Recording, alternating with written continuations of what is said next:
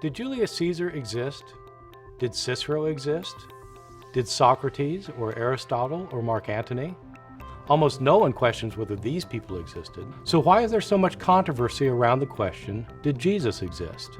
I can assure you, as a historian, that whatever else you might want to say about Jesus, he certainly existed. The historical Jesus may not have been the person that people imagine today, but he was a real person, and we can know some things about him. You don't have to believe that Jesus was the Son of God in order to accept the facts of history. And that's what I deal with in my book, The Facts. Skeptics like to say that we don't have the original text of any of the Gospels of the New Testament, and we don't have any historical records of Jesus from his day. That's absolutely right, but it's also true of virtually everyone who lived at his time, including such powerful and important figures as Pontius Pilate, the governor of Judea, and Josephus, the Jewish historian. Some of those who claim that Jesus was a myth argue that he was invented along the lines of the gods of pagan mythology, who also died and were resurrected.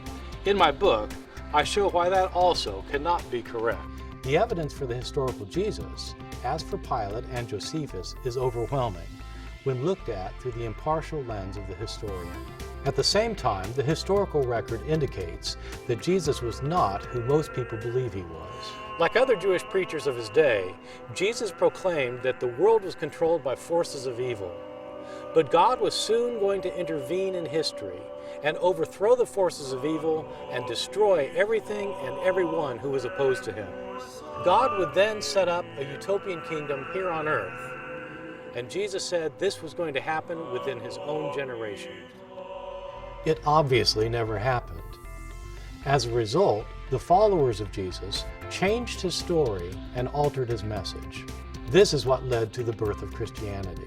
Did Jesus exist is a historical detective story. I invite you to look at the hard, cold facts of the case and judge for yourself.